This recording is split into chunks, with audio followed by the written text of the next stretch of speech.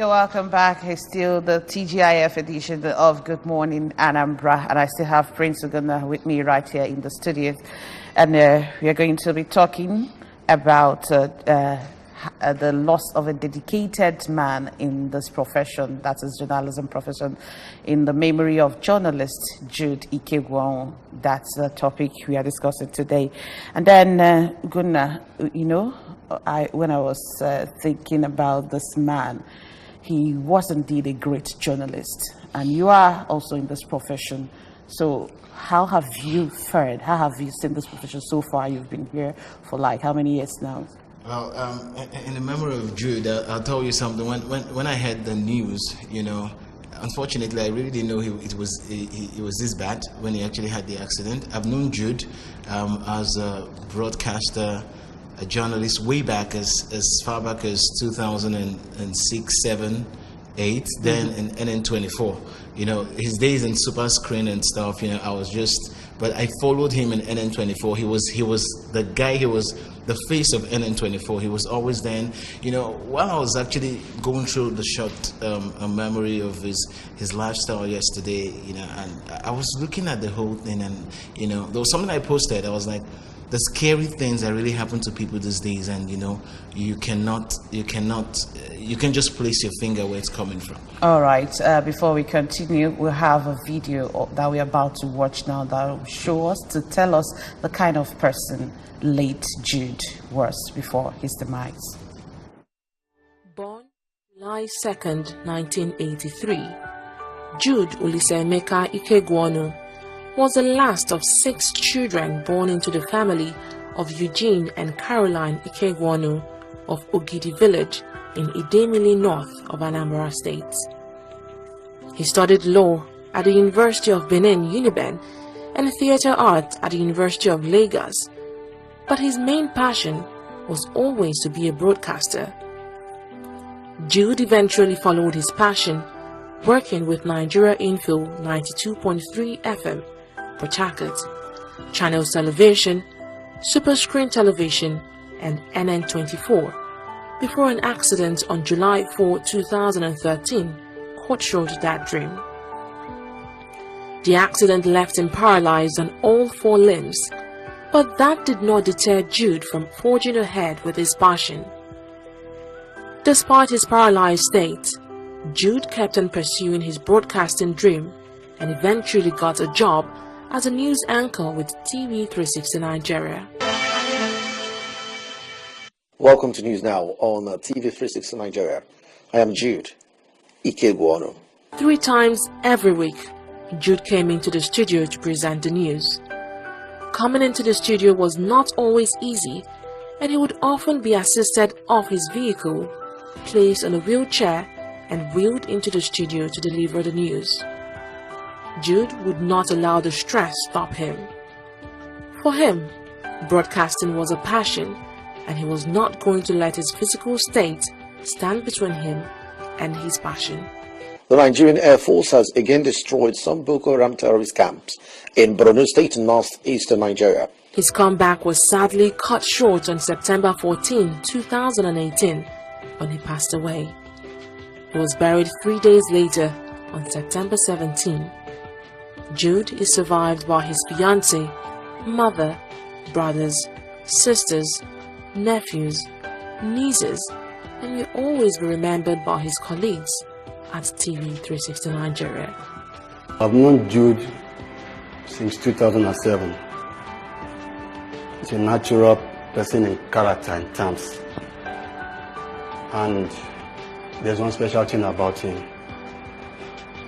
Whenever he sets his mind on something, he makes sure he achieves it. He never allowed his condition to bring him down or put him down in any way. He's the go-getter. What can I say about Mr. Jude Ikegwuonu? I don't know. His death it came as a shock. It was a hard punch to us because nobody really expected it. I was actually waiting to see him the following day. I was wondering why he didn't show up for work to read the news or come with his very funny, peculiar sense of humor. I don't know.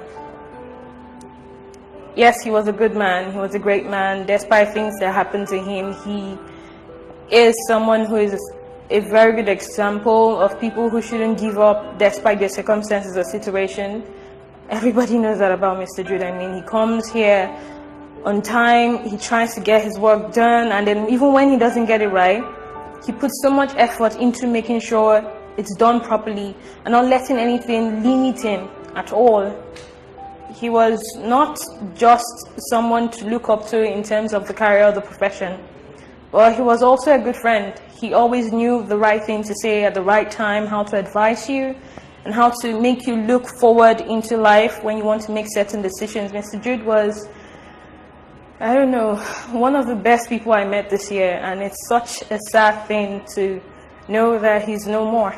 Jude is a definition of ability and disability. Is like a motivation for anyone who has challenges in physical challenges. He's been able to portray like a passion for his job. That despite what he's going through, despite the accidents, he was still able to, put up for the job. And I remember one day he asked me if I am into this job for money or for passion. I told him passion. He said if I'm into the job for money, that I shouldn't think about lasting long in the field, and he encouraged me to go for passion first, then money comes afterwards. I think that's what he's portraying, for him to still be up and doing even with his condition, and it's going to be greatly missed. And that's it. All news now on TV 360 Nigeria. Thanks so much for being a part of the bulletin. I am Jude, Ikegwuonu. Good morning. You see, I've come to realize that life that is so unpredictable that we can't be too sure of what's coming next.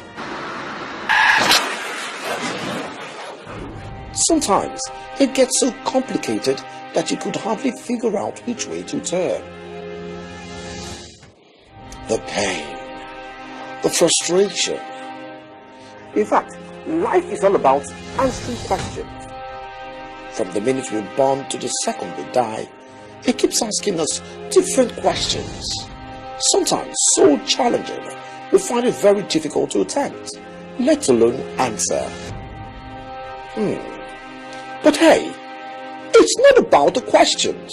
Welcome to News Now on TV 360 Nigeria. I am Jude, Ikegwuonu. It's about the answers. Thanks so much for being a part of the bulletin. I am Jude, Ikegwuonu. Good morning. I have given right answers to my life-challenging questions. So can you, Ikegwuonu.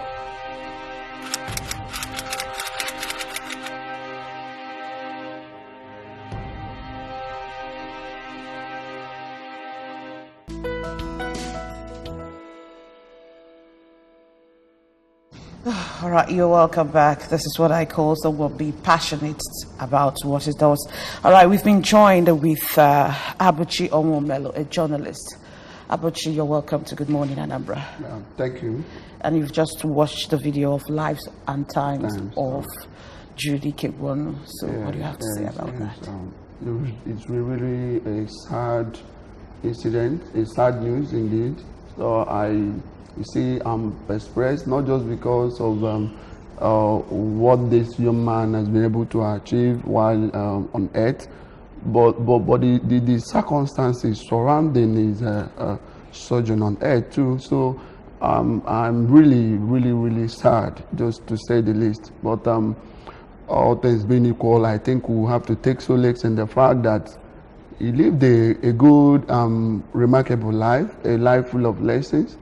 A life is the kind of a motivational figure to upcoming and even practicing journalists across the globe.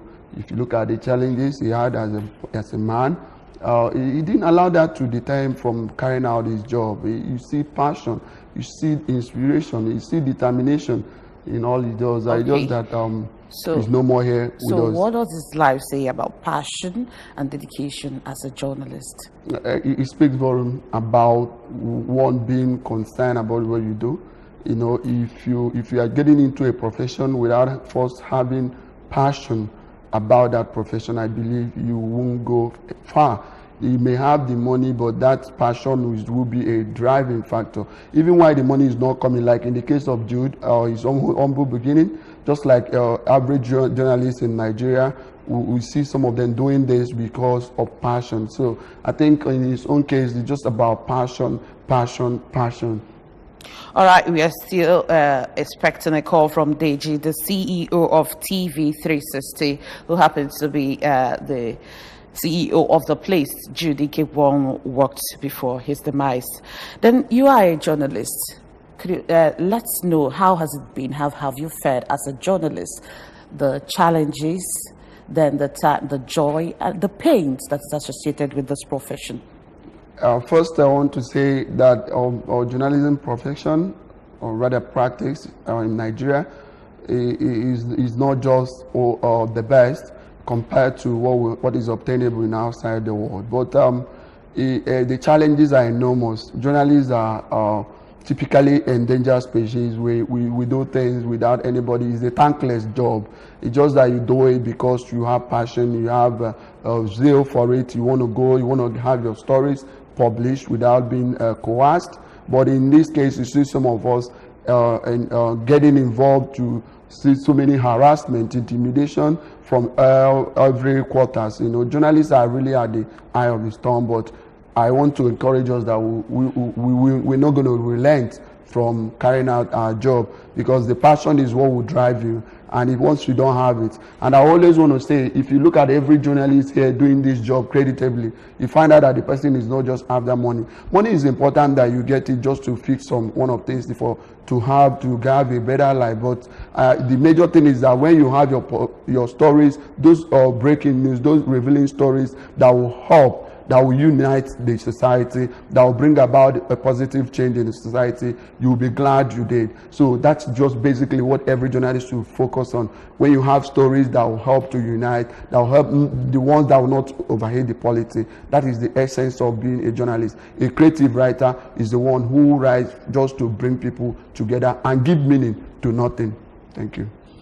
Yeah, of course, if you really watch, I've been very quiet because I told you before you came on set that Jude is someone I don't know him personally, but it's someone I've followed, his work, way back while he was, doing his broadcasting job. Let's take this call. Hello, good morning. Hello, good morning. Yeah, hello. Good morning. Yeah, good morning. This is Deji. Oh. Okay, Deji, you're welcome to Good Morning, Anambra. Yeah, thank you.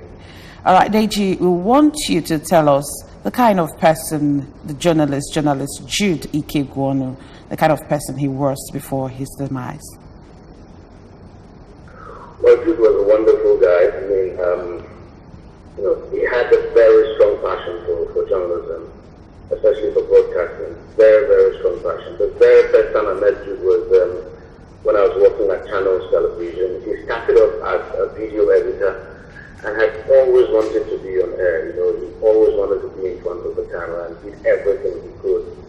At some point, he left Channels Television for a radio station, and then later worked for a TV station. So his passion for broadcasting was really, really strong, and quite a hard-working guy. I mean, despite his handicap, he never let that,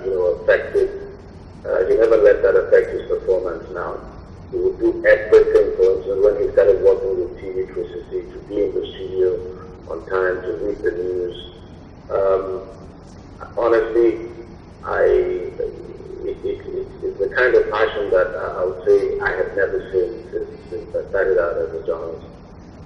All right, DG, I want to ask you, when he actually had this accident in 2013, it was quite tragic. Then he was still working in NN24, right?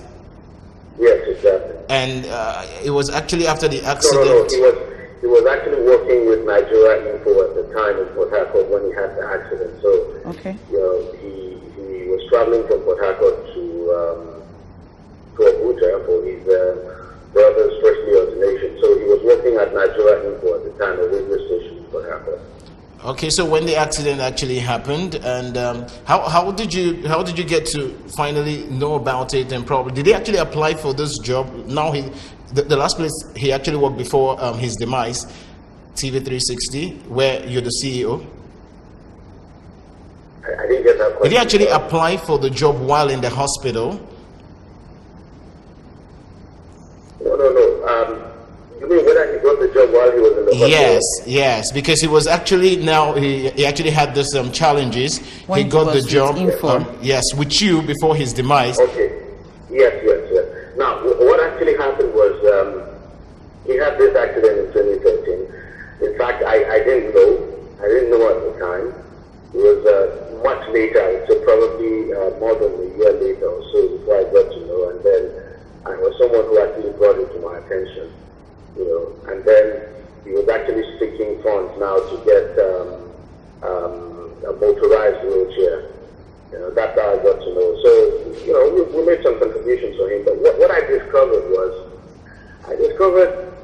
despite the fact that he couldn't walk and he couldn't use his hands, his voice, was still very strong. And that in broadcasting, the voice is probably the most important. So, I thought about it at some point. I said, okay, you know what, Jude? Yes, it's true you can't walk and you can't, instead of sending you money all the time, because he told me he wanted to do something that, despite his condition, he would want to do something rather than just sit down and wait for people to continue giving money. So I now asked him to start doing voiceovers for us and that we were going to pay him. That was how we started. So all right, DG. The scripts now to the voice, we send it to him at home, and Jude had his own editing system at home, so he would do the voices and send them over. So at some point, he now said he would love to come to our studio, and then I thought about this, and then I said, okay, fine, that's okay.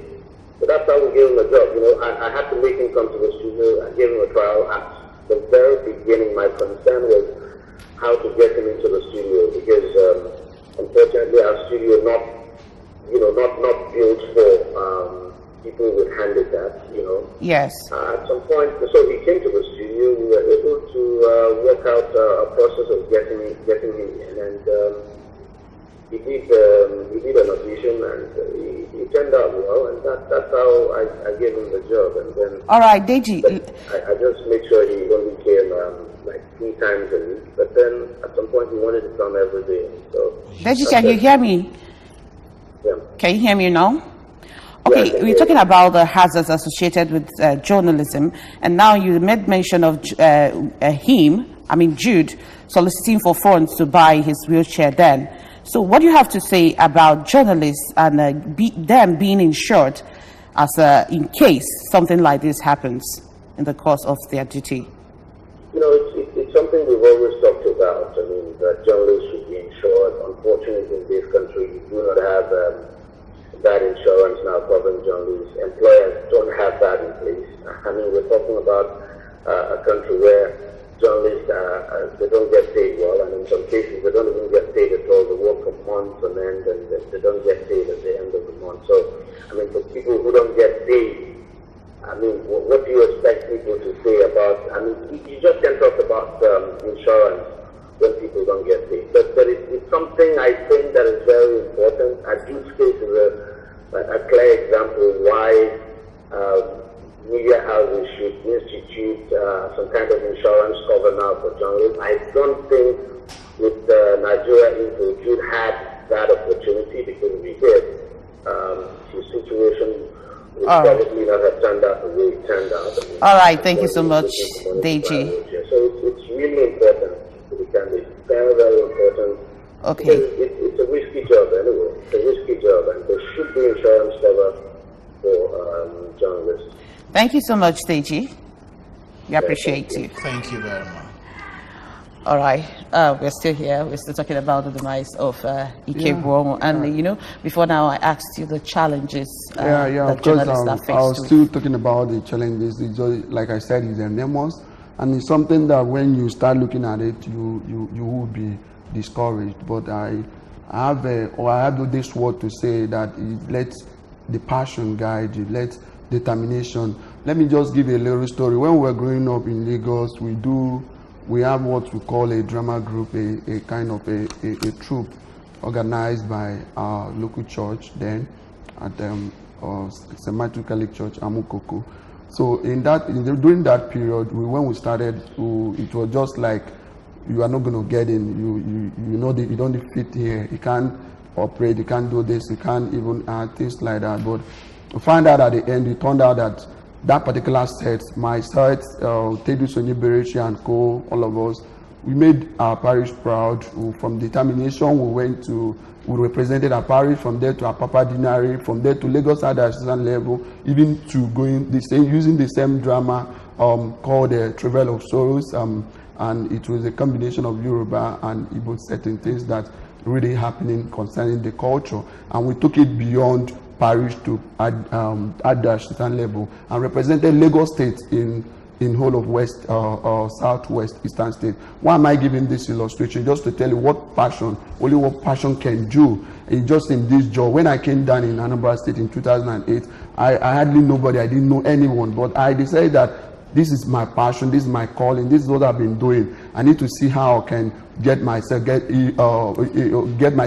supported. So if you don't have the passion, you can easily fizzle out. If you don't have the passion, you can easily be discouraged, because you think that once you get into journalism, money will start coming up. It is not true. Do your job and let your job speak for you. That is what we are saying. All right. Okay. Thank you so much for being here with us this morning. And from all of us here, we want to wish Jude Ikegwuonu's family. We pray that the Almighty God will give them the fortitude to bear this loss. And that's where we join the curtain for this particular topic, but we'll still be right back.